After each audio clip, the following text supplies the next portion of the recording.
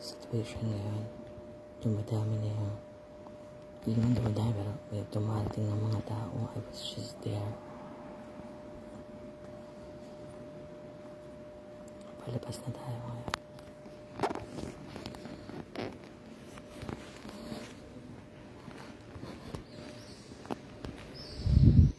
This is the square. So, kakalabas lang natin sa Vatican. I stayed there. Time check, almost 5. I stayed there for like 30 minutes dahil nga wala pang mga tao. Yan, if you can see. Walang mga tao. Very solemn. I was crying. Very emotional yung itsura niya.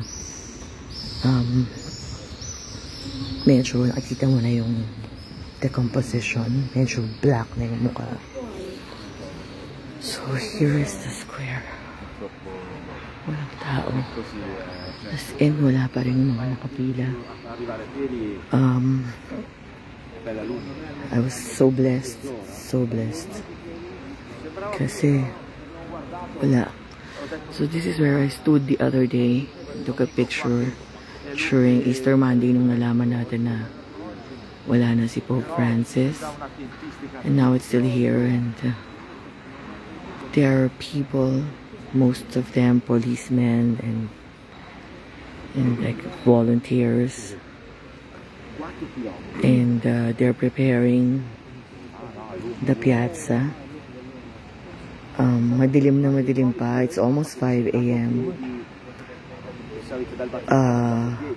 Pero it's still gloomy. It's still gloomy. Ah, yeah. Okay siya.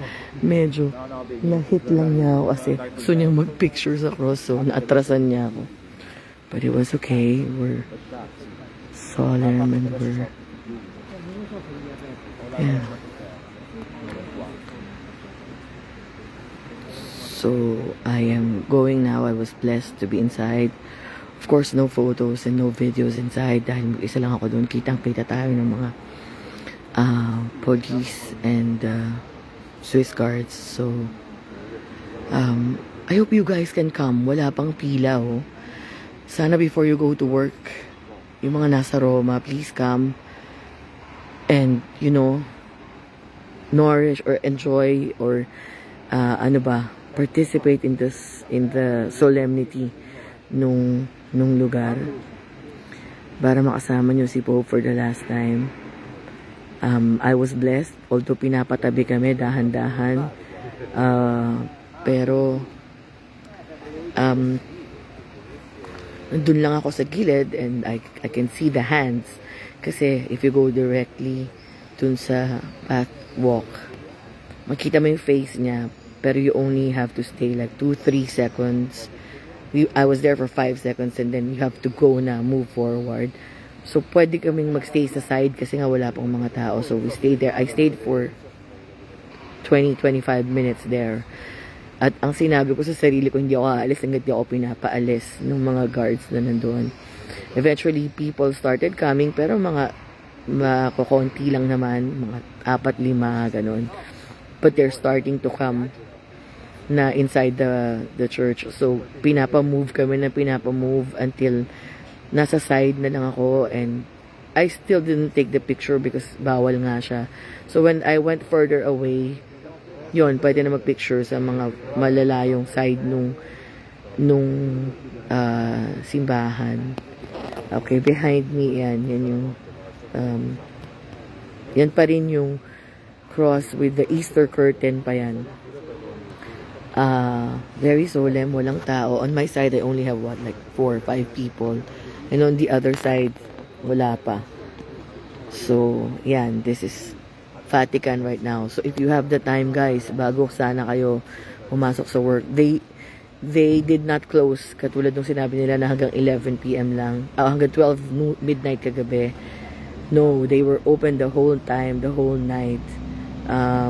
So, I came at 3:54 and bukas yung mga x-ray machines, walang katao-tao.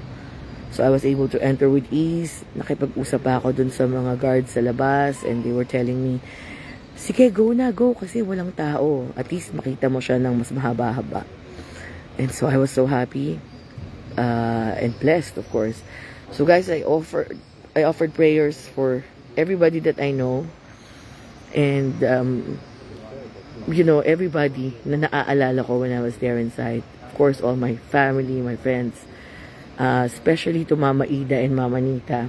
I offered prayers for them, and I told Pope Francis to bring all our sorrows and sins and sufferings papunta niya sa langit, no? And it was just unexplainable when you see him. Nakakaiyak talaga, kahit na, you know, kahit yata hindi ka Katoliko, maiiyak ka when you see him lying there, the leader of the Catholic Church.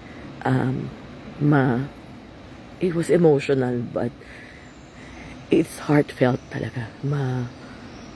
Malalim yung taong nakahiga doon is someone na we really look up to. He's one of us. So, may mga dignitaries din na dumating. Siguro yung mga ayaw sa media coverages. Because they were escorted inside. So, alam mo na mga VIP sila. And yung mga priests and nuns, they have a different path. Dalawa kasi yung daan. Sa gitna ng aisle dito, may dalawang daan. So, yung nasa right side, yung para sa mga priest, religious, or mga diplomats or dignitaries. And then yung nasa left side for the public. Eh, since wala nga namang tao, so you can just choose. Pero when you go like right in front of the Pope, pag ordinary people, or you know, hindi ka naman dignitary, you have to go to the left side and move forward. Pero since mabait sila dahil nga wala pa namang mga tao, you can stay on the side. Pero dahil nga maliit lang ako, sa side, ang nakikita ko lang yung kamay tsaka yung rosary ni Pope. But, you know, it's still different. It's still a different feeling. It's still a blessing na makarating dito ng walang kahirap-hirap, walang kapagod-pagod. I just had to wake up early, which I normally do. And, it is a different feeling. Napaka-bless. So, yung mga naaabot ng video na ito, kasama ko kayo sa prayers dito sa last days ni Pope dito sa Vatican. Kasi nga sa Saturday, today is Thursday, sa Saturday ililibing na siya sa Santa Maria Maggiore, which I'm sure a lot of people would also want to visit. Medyo mas maliit yung simbahan na yon, pero I'm sure they would organize it very well, like what they're doing here now. Napaka-organized nila, napakadaming civil volunteers, at saka yung mga lahat na yata ng klase ng polis nakita ko, Carabinieri, Polizia, Guardia di Finanza, Polizia di Stato, lahat na ng klase ng polis ng Italia nandito. Of course, inside the Vatican are the Swiss Guards, and yung mga, I think they're also Swiss Guards, pero naka-Amerikana sila and nakatay na, you know, the Vatican seal. And so madami sila, they're all over here now. Yung iba nagpapalit ng shift kasi nga siguro kagabi pa sila dito. So, eto na. This is my last goodbye to Pope Francis. Let us pray for his soul, as he was always requesting everyone na ipagdasal natin siya. So, pinagdasal ko din na salubungin na siya ng mga mahal natin sa buhay na nawala, na nasa langit na. Mag-party na sila doon, and patuloy na nilang kantahin yung Tell the World of His Love. So, yan mga kapatid. Salamat ng marami sa pagsama nyo sa akin dito sa Vatican. So, now, there's still not a lot of people. Amazingly. So, yan. You see the piazza? It's still empty. But, people are asking where the banyo is. So, I'm just gonna let you look for the last time. So that's the door. This is the door to exit.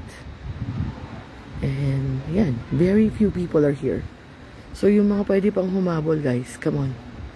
Punta pa kayo dito. I'm not sure if I can go back one more time, but I'd love to again. But I think I'll give it to the other people na gusto rin mag-visit dito now. Sabi nga namin mga taga-Roma, paunahin na natin yung mga taga-ibang lugar na pupunta, no?